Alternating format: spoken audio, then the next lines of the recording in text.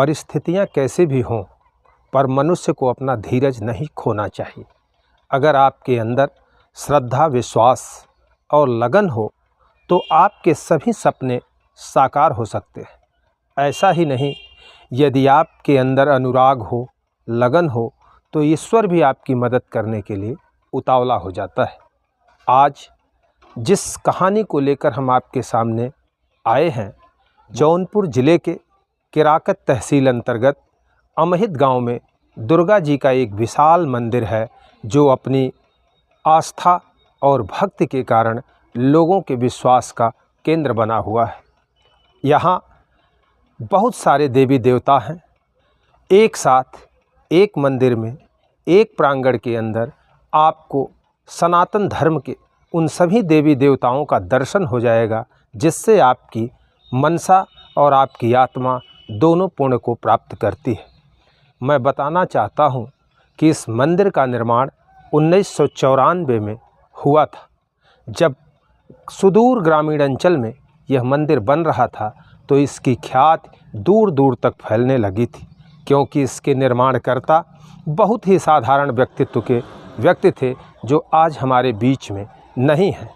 गोलोकवास उनका हो गया है, किंतु आज भी उनका नाम श्रद्धा और आदर के साथ अमहित ही नहीं, पूरे जौनपुर ज़िले में लिया जाता है।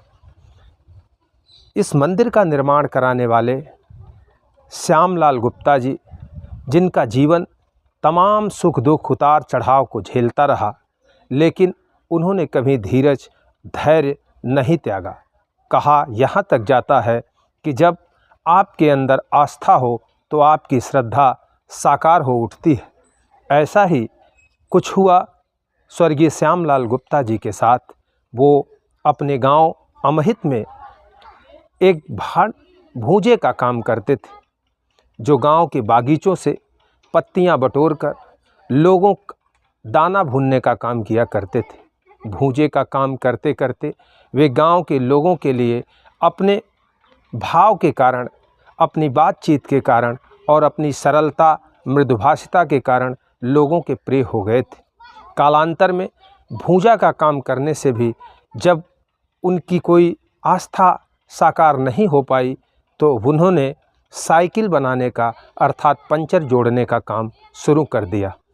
पंचर जोड़ते जोड़ते एक दिन गांव के एक जमींदार बाबू साहब ने उनसे कहा कि तुम यहीं पड़े रहते हो, लेकिन तुम्हारी भक्ति और दुर्गा माता के प्रति तुम्हारी अनुरक्ति हम लोगों के लिए तुम्हारे प्रति आदर का भाव पैदा करती है। यह बात धीरे धीरे उनको लोग कहते रहे। उनके ऊपर माँ दुर्गा के प्रति जो उनकी अनुरक्ति थी, वो दिनों दिन बढ़ती जा रही थी। एक दिन ऐसा भी आया जब वो गांव अमहित से निकलकर केराकत में खोमचे पर मूंगफली बेचने लगे। श्यामलाल गुप्ता जी के मन में देवी देवताओं के प्रति बड़ा ही अनुराग था। यही कारण है कि उन्होंने अमहित में जब उनकी परिस्थितियां बदली, जब उन्हें देवी माँ दुर्गा का आशीर्वाद प्राप्त हुआ, तो उन्होंने एक भव्य मंदिर का निर्माण शुरू किया। स्थापत्य कला की दृष्टि से यह मंदिर बड़ा ही भव्य है। इस मंदिर के प्रवेश करते ही आप दोनों गेट पर एक तरफ भगीरथ तपस्यारत हैं, तो शंकर जी को वो प्रसन्न करते हैं और गंगा को पृथ्वी पर लाने का यत्न करते हैं। इस दृश्य को ही बड़ी बारीकी से मूर्ति के रूप में गेट पर बनाई गई है। अपने कैमरा पर्सन से हम कहेंगे कि वे इस मंदिर के उन तमाम भव्य मूर्तियों का दर्शन आपको कराएं, जो इस मंदिर के प्रांगण में एक साथ विराजमान है। इस समय आपके स्क्रीन पर 4 शेरों के रथ पर सवार माँ दुर्गा जी की प्रतिमा दिखाई पड़ रही है। इतनी विशाल और इतनी भव्यतम प्रतिमा आपको अन्यत्र कहीं नहीं दिखाई पड़ेगी। ताज्जुब होता है कि सुदूर ग्रामीण अंचल में इस तरह का मंदिर और वहाँ इतनी भव्य मूर्तियाँ निश्चय ही इस मंदिर के निर्माणकर्ता के माँ दुर्गा के प्रति अनुरक्ति का परिचायक। इस मंदिर में गुरु नानक देव, संत ज्ञानेश्वर, कबीर साहब, मीरा जी, विश्वकर्मा जी, परमपिता परमेश्वर, बाराह रूप विष्णु, मत्स्य रूप विष्णु और जगत गुरु शंकराचार्य की भी मूर्तियां स्थापित की गई हैं। जैसे ही आप मंदिर में प्रवेश करेंगे वैसे ही आपको स्वामी विवेकानंद की एक आदमकद प्रतिमा गेट के बीचों बीच विराजमान दिखाई पड़ेगी। उसके बाईं तरफ महाबली हनुमान और दाहिने तरफ महादेव शिव की मूर्तियां स्थापित। अंदर यदि हम प्रवेश करते हैं तो देखते हैं कि हाथी के बच्चों पे उनके मस्तक पर इस मंदिर का मेहराब टिका हुआ है। और जब हम भीतर चलते हैं तो देखते हैं कि शेर के छोटे छोटे छौनों पर, छौनों अर्थात बच्चों के पीठ पर इस मंदिर की घुमावदार अर्धचंद्राकार मेहराब भी स्थापित है, जिसके ऊपर मंदिर का कंगूरा हजारों फीट दूर से दिखाई पड़ने लगता है। स्थापत्य कला की दृष्टि से यह एक बेजोड़ नमूना है, जहां निर्माणकर्ता श्यामलाल गुप्ता की आस्था साकार हो गई थी।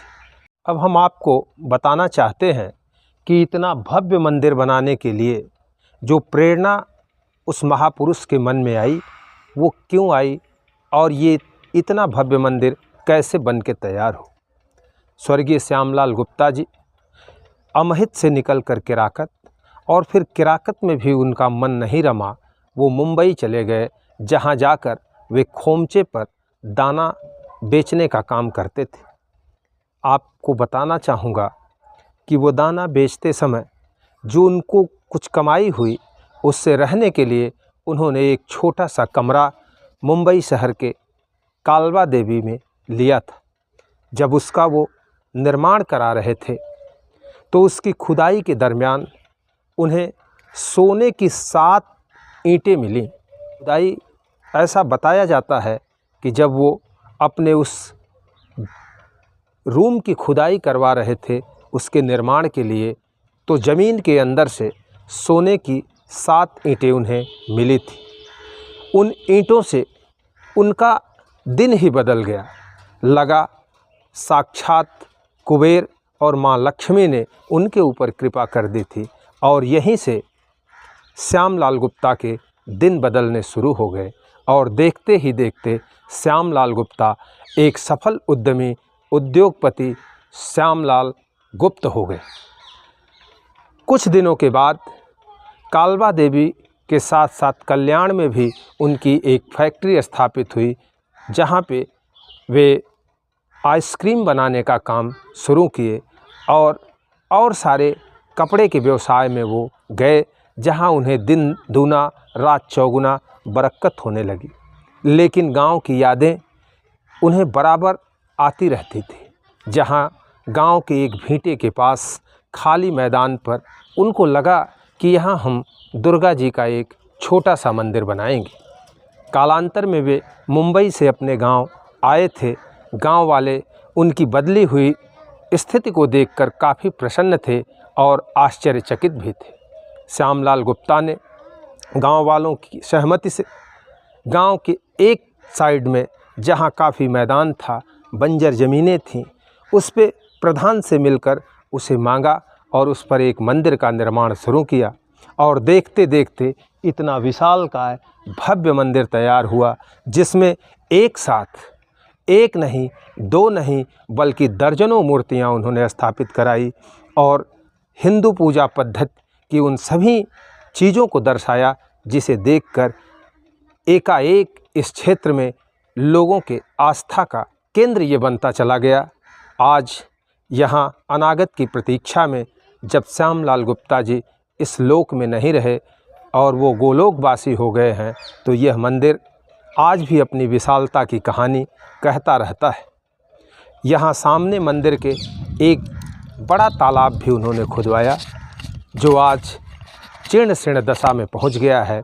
लेकिन शासन प्रशासन और जनप्रतिनिधियों की दृष्टि कभी इस स्थान पर नहीं पड़ी और इस तालाब के रख रखाव का कोई उचित योजना नहीं बनाई गई। मैं बताना चाहूँगा कि तमाम सरकारी योजनाएं ऐसी हैं जिसमें नए तालाबों की खुदाई तो की जा रही है, लेकिन अगर उस कड़ी में शासन प्रशासन या यहाँ के जनप्रतिनिधि इस पर ध्यान देते तो शायद पहले से ही भव्य स्वरूप में यह तालाब और भी रमणीय हो सकता था, वृक्षों से आच्छादित हो सकता था और इसका सुंदरीकरण कराया जा सकता है, किंतु शासन की उदासीनता के चलते यह तालाब अपने भाग्य पर आंसू बहा रहा है।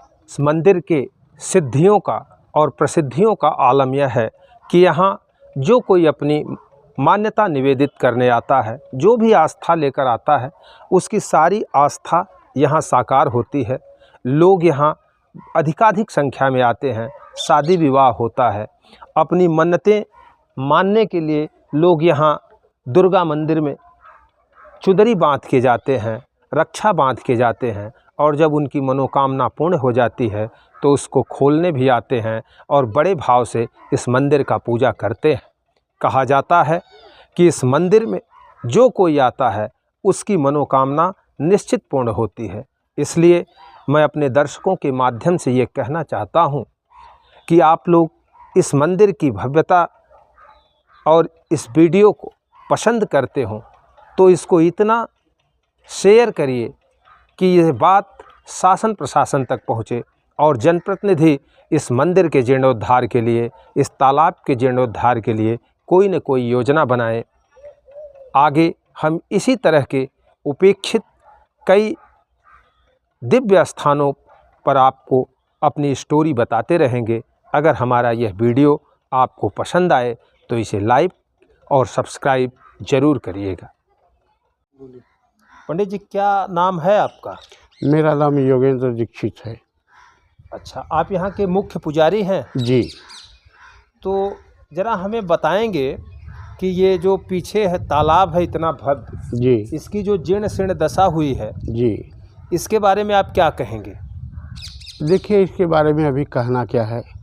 सेठ की जब तक चलती थी तब तक वो अपना बनाते बिगाड़ते थे, सब सारी व्यवस्था देखते थे, लेकिन अब उनकी लॉकडाउन की वजह से कुछ व्यवस्था, सारा व्यापार बंद हो गया है और वो देख नहीं पा रहे हैं।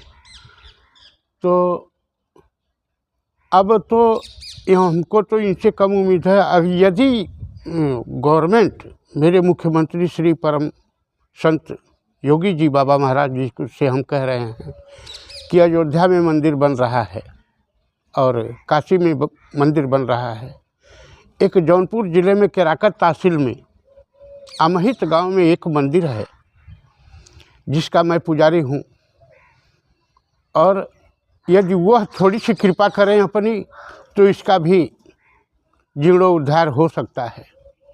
मतलब आप कहना चाह रहे हैं क्योंकि यह हिंदू की सरकार है जी, और वो परम संत हैं, उनके अंदर कोई मोह माया लालच नहीं है, सिर्फ बनाने की बात है योगी जी के पास जी। यदि योगी जी एक बार कृपा हो जाए उनकी तो इसकी भी फिर से मतलब कि इस मंदिर का जीर्णोद्धार हो सकता है।